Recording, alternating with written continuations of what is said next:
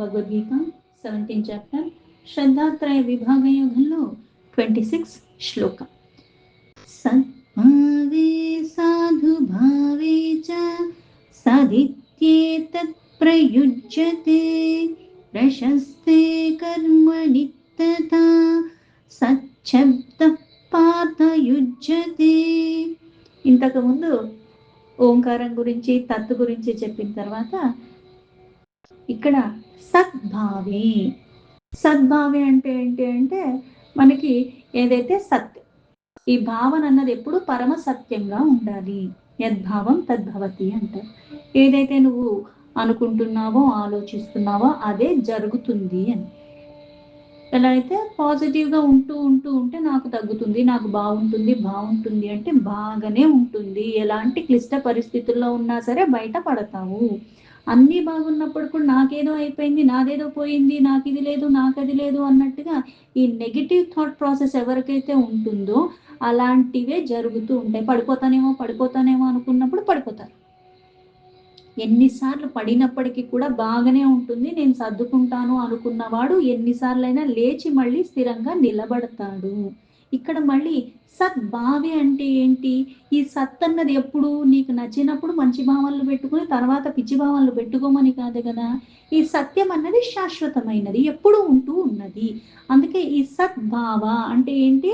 ఎల్లవేళలా లోపలొకటి బయటొకటి కాకుండా ఈ ఆలోచన పరంపర బయటకి కనిపించదు. నీ భావన అన్నది ఇప్పుడు నవరసాలు అంటే బయట వ్యక్తపరిస్తే అది తెలుస్తూ ఉన్నది. నేను కోపంలో ఉన్నాను, బాధలో ఉన్నానో, సంతోషంలో ఉన్నానో, ద్వేషం ఉందో, ఏది ఉందో అన్నది మనకి ఎలా అయితే మన మొహంలో తెలిసిపోతుంది అంటారు. కానీ ఇక్కడ సద్భావన అంటే ఏంటి అంటే మంగళప్రదమైనవి, మంచి ఆలోచనలు, మంచి భావనలు. ఈ మంచి ఎవరి పట్ల? సర్వంతర్యామి అయిన ఆ పరమాత్మ సర్వ జీవుల్లోనూ ఉన్నాడు అంటే నాకే బాగుండాలి అన్న భావన కాదు. ఇక్కడ ఎవరి పట్ల ద్వేషం లేకుండా ఉండగలగటము, ఎవరిని ద్వేషించకుండా ఉండటము, ఎవరికి హాని తనపెట్టాలన్న ఆలోచన సహితం నీకు రాకుండా నువ్వు ఉండగలగడం, అది సద్భావ. అందుకే సద్భావే సాధుభావే.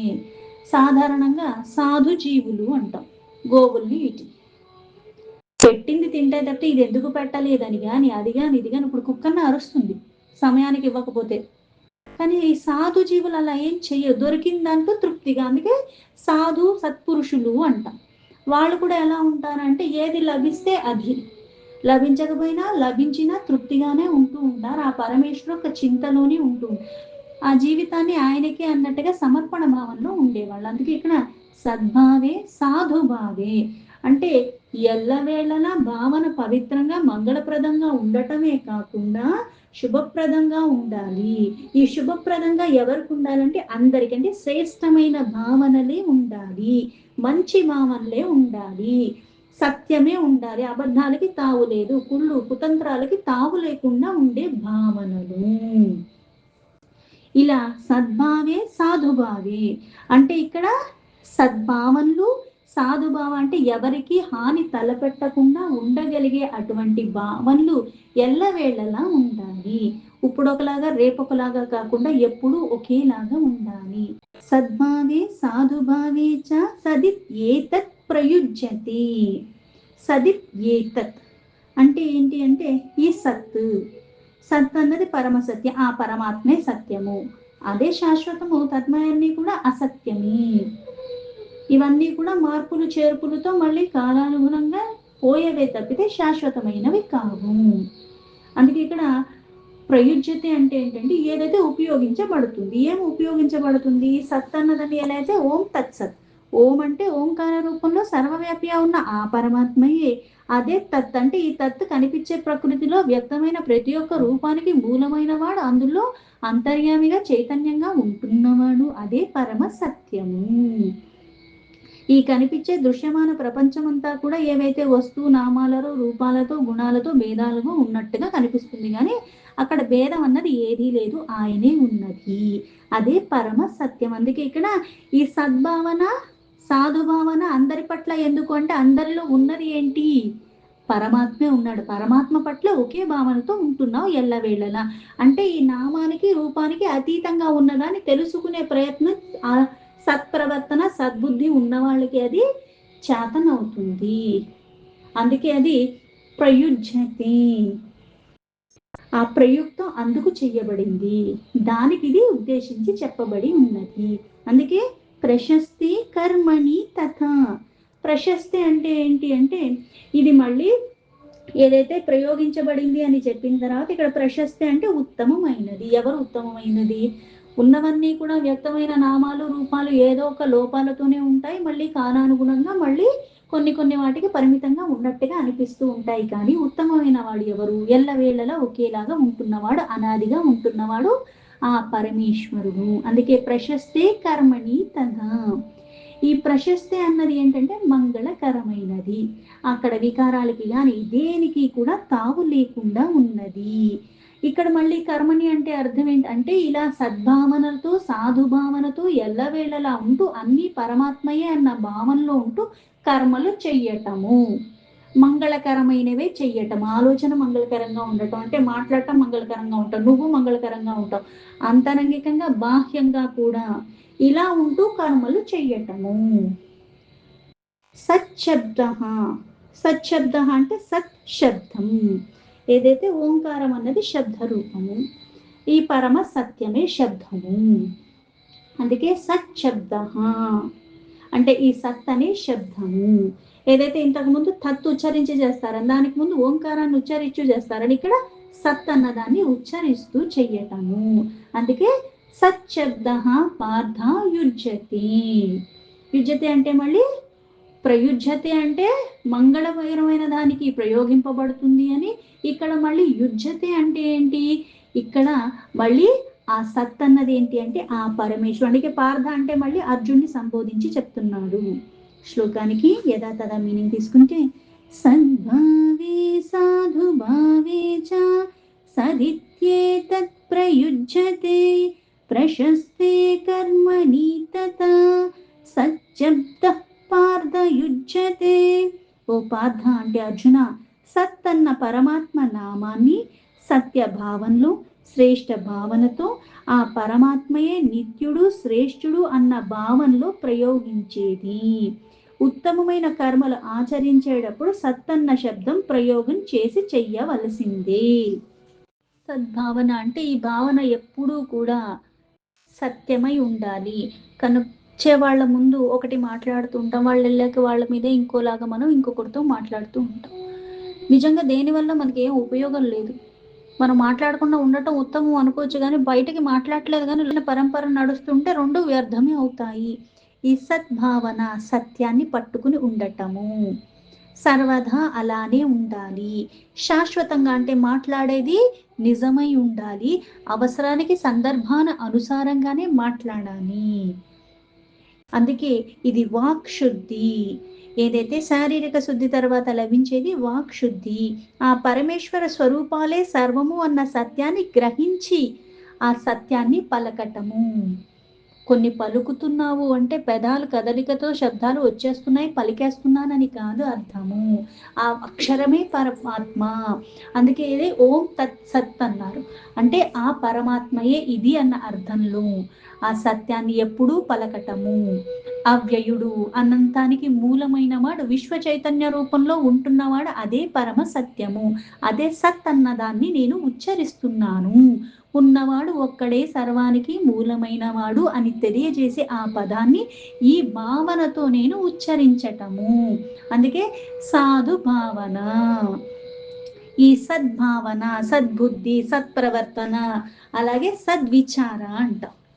ఇవి ఎల్లవేళలా ఉన్నప్పుడే మన జీవితంలో ఒక నియమ నిష్ఠ అన్నది ఏర్పడుతుంది. ఈ నియమ నిష్ఠ అన్నది నిన్ను ఉద్ధరించటానికి, ఆ ప్రభావంతో మళ్ళీ నువ్వు ఈ వికారాలలో పడకుండా ఉండటానికి, వివేకనతో నువ్వు ఉండటానికి. అందుకే ఎలా ఆలోచిస్తున్నావు దానికి తగ్గట్టుగా జరుగుతూ ఉంటాయి మన జీవితాల్లో. సద్భావన సాధుజీవ ఇవన్నీ సాధుభావన చెప్పేది అన్ని భావాలే. భావోద్వేగాలకి లోబడకుండా భావన శుద్ధంగా ఉండటము. ఈ శుద్ధంగా ఉండేది ఎల్లవేళలా 24 గంటలు 365 రోజులు ఎవరి పట్ల కించిత్తైన ద్వేషం లేకుండా సర్వ చైతన్య రూపమైన పరమేశ్వరుడు ఎలా అయితే శాశ్వతంగా ఎప్పుడూ ఉంటున్నాడు. ఇక్కడున్నాడు, అక్కడ లేదంటానికి ఎలా అయితే వీల్లేదో, ఇప్పుడున్నాడు తర్వాత లేడంటానికి వీల్లేదు కదా! అలానే ఈ భావన అన్నది ఎల్లవేళలా ఉండాలి. ఇది నీకు సత్ప్రవర్తన.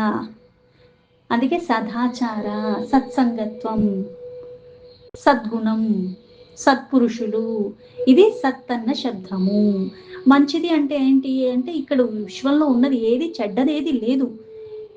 దాన్ని వినియోగించే పద్ధతి బట్టి అది మళ్ళీ ద్వేషాన్ని పెంచుకునేలాగా నువ్వు మళ్ళీ ఆ భావనతోనే దానిగా విశేషాన్ని తొలగించేలాగా చేస్తున్నావు. అన్ని విశేషమైనవే.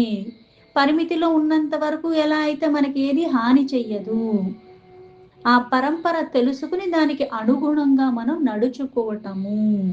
గుణమయంగా ఉన్న విశ్వమంతా కూడా మళ్ళీ పరమాత్మ సృష్టిలో భాగమే. ఏది అంతలాగా అంతఃకరణ శుద్ధితోనే వచ్చినప్పటికీ కూడా మళ్ళీ వాసనల కొద్దీ కొన్ని కొన్ని మన చుట్టూ ఉన్న వాటి ప్రభావం కొద్దీ మనకి కాస్త నియమ నిష్టలు లేకపోవటం కొలది మనం వాటిలోకి మళ్ళీ ఈ మాలిన్యాలలో పడుతూ ఉన్నాము. అంతఃకరణ శుద్ధి వెంటనే రాదు.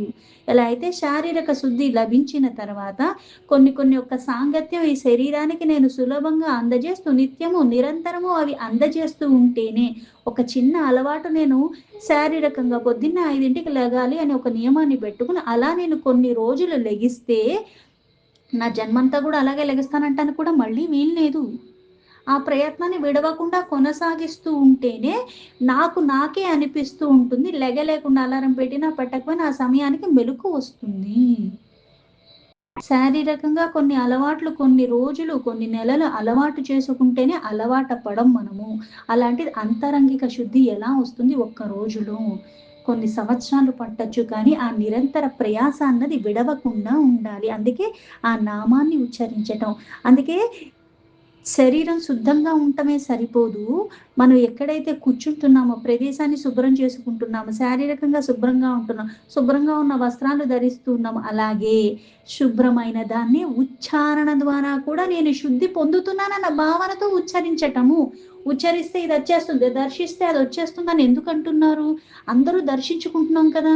నిజంగా మనం ఆ శుద్ధత్వం పొందేసి ఉంటే మళ్ళీ ఈ వికారాలతో ఉండకూడదే. ఆ భావన అది ఎలా ఉంటుంది అంటే పెదాలతో వ్యక్తపరిచిందంతా మనసు నుంచి వచ్చిందా అంటే కాదే. త్రికరణ శుద్ధిగా నువ్వు అన్ని అంత సమర్పణ భావంతో చేస్తున్నావా అంటే లేదే. అలా చెయ్యగలిగితే ఆ భావన నీకు పూర్ణంగా ఉంటే, అందుకే ఆ విశ్వాసం నిన్ను నడిపిస్తుంది, ఆ నమ్మకమే నిన్ను నిలబెడుతూ ఉంటుంది. మానసికంగా కూడా ఈ భావోద్వేగాలన్నీ కూడా ఎలా ఉండాలంటే శుద్ధంగా ఉండాలి. ఎలా అయితే స్వభావం జన్మతః వస్తుంది, కొన్ని కొన్ని లక్షణాలు కొన్ని ప్రవృత్తులు నీలో వాసనల కారణంగా ఉంటూ ఉన్నాయి. ఆ స్వభావం తెలుసుకుని దాన్ని మళ్ళీ తొలగించుకోవటం. అందుకే ఆహారం చెప్పారు, సాత్వికంగా ఒకటి చెప్పారు, రాజసగా ఒకటి చెప్పారు, అలాగే తామసగా అంటే నేను ఏది తినడానికి ఇష్టపడుతున్నానో అది తెలుసుకుని మళ్ళీ దానివల్ల ఈ వికారాలు ఈ లక్షణాలు నాలో వస్తున్నాయి అని తెలుసుకుని దాన్ని తొలగించుకుని క్రమేణా మార్చుకోవటము. పరమాత్మ యొక్క సాన్నిధ్యాన్ని విడవకుండా ఎలా అయితే శ్రద్ధని పెంచుకుంటూ భక్తిలో స్థిరత్వాన్ని పెంచుకోవటానికి కొన్ని కొన్ని వింటాలు, కొన్ని కొన్ని గుర్తు చేసుకోవటాలు, కొన్ని ధ్యానాలు, జపాలు, ఇలా అనన్యమైన సమర్పణ భావంతో నువ్వు చేసుకుంటూ పోతూ ఉంటే ఆ స్థిరత్వం వస్తుంది. అప్పుడు ప్రశస్త అంటే శాస్త్రంలో చెప్పే కర్మలన్నీ కూడా శుభప్రదమైనవి, చెయ్యమన్నవి చేసే విధానం అయితే ఎలా ఉందో మళ్ళీ ఏదేదో డ్యూటీ లాగా కాకుండా మనసా వాచ కర్మణ చెయ్యటము త్రికరణ శుద్ధిగా. ఈ పరమాత్మనే చేస్తున్నాను, అందుకే నిష్కామ భావంతో పరమాత్మే అన్న భావనతో ఉచ్చరించటము, పరమాత్మకే సమర్పణ భావంతో చెయ్యగలిగే అవకాశాన్ని సందర్భాన్ని అన్ని సమకూర్చింది పరమాత్మ. ఇలా ఈ సద్భావనలతో నువ్వు ఎప్పుడైతే సాధు భావనతో ఆచరిస్తున్నావో అప్పుడు నీకు ప్రయోజనం అన్నది నువ్వు ఆశించకపోయినా నీకు లభిస్తుంది. ఇవేవీ లేనప్పుడు నువ్వు ఆశించినా నీకు లభించదు. పరమేశ్వరుడు యొక్క నామానికి ప్రయోగించేది ఆ సత్ అన్నది. అందుకే సత్కర్మలు ఇవే మనకి తైత్రీయ ఉపనిషత్తుల్లో సత్యం వద ధర్మం చర స్వాధ్యాయనాన్ అని కూడా చెప్పబడింది. ఏంటి అంటే ఎల్లవేళలా సత్యాన్ని పలకటం, ధర్మ మార్గంలోనే నడవటము. అలాగే నేర్చుకున్న దాన్ని, తెలుసుకున్న దాన్ని మళ్ళీ ఆచరణలో పెట్టటము. ఇది మళ్ళీ చాలా తృప్తిగా చెయ్యటము. సత్యాన్న ప్రమదితవ్యం, ధర్మాన్న ప్రమదితవ్యం అని. అంటే ఇక్కడ సత్యం నుంచి వైదొలగకుండా, ధర్మ మార్గం నుంచి వైదొలగకుండా దాన్ని అంత స్థిరత్వంతో పట్టుకోవటము. అలాగే ఇక్కడ చేసేది ప్రతిదీ కూడా నేను పరమాత్మ ప్రీతి కోసం చేస్తున్నానని కదా, అది చెయ్యటం తప్పితే నాకు ఇంకొకటి అవసరం లేదు అన్న భావనతో చెయ్యాలి, సర్వదా చెయ్యాలి. అప్పుడే బుద్ధి అన్నది మళ్ళీ భ్రమలకు లోబడకుండా శాశ్వతుడైన పరమాత్మ యందు స్థిరంగా ఉంటుంది. ఈ శుద్ధత్వం నీకు వస్తుంది. ఈరోజు బురద కడుక్కున్నంత మాత్రాన నేను శాశ్వతంగా మళ్ళీ మాలిన్యాల రహితంగా అయిపోతానా అంటే అవ్వను కదా. అది రోజు చేస్తూనే ఉండాలి. మళ్ళీ ఆ మార్గంలో వెళ్ళనివ్వకుండా నేను నా శరీరాన్ని కూడా చూసుకుంటూ ఉంటేనే ఆ మాలిన్యం నాకు అంటుకోదు. కొత్తది అంటించుకోకుండా ఉన్నది ఎప్పటికీ మళ్ళీ తొలగించుకునే ప్రయత్నాలు విడవకుండా చేస్తూ ఉంటేనే అవన్నీ మనకి తొలగిపోతాయి. అందుకే సత్కర్మ, సద్బుద్ధి అంటే ఇతరులకి కొద్దిగా కూడా బాధించాలన్న తలంపులు కూడా లేకుండా ఉండటం, లోపల బయట కూడా శుద్ధత్వంతో ఉండటము. ఇలా ఎప్పుడైతే నీకు ఉంటుందో మళ్ళీ ఈ భోగప్రాయమైన వాటి మీద కూడా ఎక్కడా కూడా ఆసక్తి అన్నది లేస మాత్రం కూడా ఉండకుండా పరమాత్మ యందే రమిస్తూ ఉండటము. అందుకే ఒక క్రమశిక్షణ, నిష్ఠ, నియమాలన్నవి చాలా అలవోకగా చేస్తూ ఉంటారు. మనం అది చెయ్యటానికి కూడా మనకి చెయ్యాలన్న తలంపు వస్తుంది, కానీ ఈరోజు చేస్తాం రేపు చెయ్యలేము. వాళ్ళ మీద ఉన్నంత వరకు కూడా ఆ మక్కువ నిన్ను దానికి మళ్ళీ కొంచెం దూరం చేస్తూ ఉంటుంది, మళ్ళీ ఆసక్తి తొలగిపోతూ ఉంటుంది. ఇతరులకి హాని చెయ్యాలన్న భావన కూడా నాలో రాకుండా అంత శుద్ధత్వంగా నేను ఉండాలి అంటే నేను ఉండాలనుకున్నాను కాబట్టి నా చుట్టూ ఉన్నవేమి మారిపోవు. అందుకే ఒక నామాన్ని పట్టుకోవటం, అందరూ బాగుండాలి, ఎప్పుడు ఎవరికి కూడా ఎటువంటి హాని చెయ్యను కూడా. ఏదైతే మనకి చెయ్యాలని చెయ్యవు, కాకపోతే కొన్ని సందర్భంలో నీకు తెలియకుండా జరిగిపోతూ ఉంటుంది. అందుకే క్షమా ప్రార్థన అన్నది నిత్యం మనం పొద్దున లేచినప్పటి నుంచి రాత్రి దాకా ఏం చేసి ఉన్నాను, ఒకటి మళ్ళీ ఒక నమస్కారం చేసుకుని మళ్ళీ త్రికరణ శుద్ధిగా చేసుకుని మళ్ళీ నిద్రలోకి జారుకోవటం, పొద్దున్న లేచాక మళ్ళీ అటువంటివి చెయ్యకుండా ఉండాలన్న భావనతో నువ్వు మళ్ళీ లెగటము. ఇది నీకు తెలియకుండానే కొన్ని ఇట్లాంటి చిన్న చిన్న మార్పులు చేసుకుంటూ నా జీవితంలో నేను ఎప్పుడైతే అలవర్చుకుంటాను, ఎందుకంటే ఇంతకు ముందు మోక్షకాంక్ష అని చెప్పారు. మోక్షకాంక్ష ఎవరికి ఉంటుందంటే ఈ భోగాల మీద కాంక్ష లేని వాడికి. ఇప్పుడు నాకు భోగాలు ఇచ్చేసి మరణానంతరం నాకు మోక్షం ఇచ్చేయాలి, మోక్షం కావాలనుకున్న వాళ్ళు అడగరు. ఆ మోక్షం కావాలనుకున్నది కూడా అందుకే అది కూడా మళ్ళీ 3 రకాలుగా ఉంది అంటారు. మోక్షం కావాలన్న కోరిక ఉండటం, అందుకే మళ్ళీ అయితే మనకి ప్రతిదానికి 3 రకాలుగా ఉత్తమ, మధ్యమ, మళ్ళీ అధమ, ఇలా 3 స్థాయిలో మోక్షం కావాలనుకున్న వాళ్ళు ఉంటారు. ఎలా అయితే మనకి సాయి సచ్చరిత్ర తీసుకుంటే నాకు బ్రహ్మజ్ఞానం ఇయ్యని వచ్చి కూర్చుంటాడు. 5 రూపాయల కోసం అక్కడికి పంపి ఇక్కడికి పంపి ఇవంతా కథ జరుగుతూ ఉంటే తన దగ్గర నోట్ల కట్టు ఉంది, పోనీ ఇప్పుడు నాకు సమయం వృధా అయిపోతుంది ఇచ్చేయని అడుగుతాడు తప్పితే ఆ 5 ఏదో నేనే ఇస్తాను నాకు చెప్పని అడగడు. అంటే నీకు ఈ మమకారం అన్నది, ఈ ఆసక్తి అన్నది, కోరిక అన్నది ఈ భోగప్రాయమైన వస్తువులు అన్నిటి మీద ఉన్నప్పుడు దానికి అర్హత, అధికారం నీకు 2 ఉంది. ఆ అధికారము, అర్హత నీకు కావాలి అంటే వీటి మీద వైరాగ్యం అన్నది పూర్ణంగా ఉండాలి. ఆ వైరాగ్యం అన్నది పూర్ణంగా ఉండాలి. నాకు వైరాగ్యం వచ్చేసింది కాబట్టి ఈ వస్తువులన్నీ నా ఇంట్లోంచి తీసి నేను బయట ఇచ్చేసి దానం ఇచ్చేస్తే నాకు వచ్చేస్తుందంటే రాదు. వస్తువు బాహ్యానికి తీసేసాను కానీ నా లోపల ఉన్న వాసనని నేను తీయలేను కదా. ఎలా అయితే కొన్ని నేను అంటించుకున్నప్పుడు శరీరానికి ఒకసారి కడిగితే కొన్ని పోతాయి, కొన్నిసార్లు మళ్ళీ ఎక్కువ కడగాలి, అప్పుడు కానీ అది పోదు, శుద్ధి చెందను.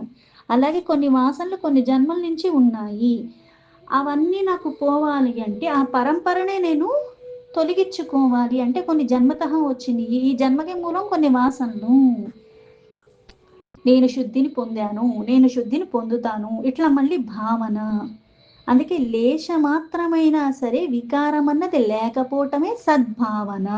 మళ్ళీ సాధుభావన అంటే నువ్వు అలా జీవించి ఉండాలంటే నేను ఇలా జీవించాలని అనుకుంటున్నాను కానీ నా చుట్టూ ఉన్నవన్నీ అనుకోవు కదా. నా చుట్టూ ఉన్న వాటిల్లో అన్నిటిలో కూడా అంతర్యామిగా పరమాత్మ ఉన్నాడు కానీ, నాలో కూడా ఉన్నాడు కానీ ఇలా ఉన్నాడని నేను గ్రహించగలుగుతున్నానా? అనుభవంలోకి తెచ్చుకోగలుగుతున్నానా? లేదు, నాకు అన్నది నాకెలా అయితే ఈ వికారాలు కలుగుతున్నాయి, అందరిలో కూడా అవి ఉన్నాయి. దానికి తగ్గట్టుగా వాళ్ళు కొన్ని అంటూ ఉంటారు. వాళ్ళు కొన్ని చేస్తూ ఉంటారు. దానివల్ల నీకు బాధ కలగచ్చు. ఆ ఏయి కలిగినా సరే, అందుకే ఇక్కడ సాధుభావే, సద్భావే, సాధుభావే అని కలిపింది ఎందుకు అంటే, ఆ సాధు జీవిలాగా తిరిగి మళ్ళీ వాళ్ళ మీద ద్వేషం పెంచేసుకుని వాళ్ళకేదో నేను ఇది జేసేస్తా, ఇవన్నీ నువ్వు విడిచిపెట్టటం నేర్చుకోవాలి. ఇలా ఎప్పుడైతే ఆ పరమాత్మ యొక్క నామాన్ని నువ్వు అంత విశేషంగా అర్థం సహితంగా చేసుకుని, ఆ పరమ సత్యాన్ని గ్రహించి ఎప్పుడైతే నువ్వు దాన్ని వినియోగిస్తున్నావో, ఉచ్చరించినంత మాత్రాన, దర్శించినంత మాత్రాన, స్పర్శించినంత మాత్రాన, భావ మాత్రం చేత కూడా శుద్ధి పూర్ణంగానే కలుగుతుంది అని చెప్పటం. దీంతో భగవద్గీత 17 చాప్టర్ శ్రద్ధాత్రయ విభాగ యోగంలో 26 శ్లోక సంపూర్ణం.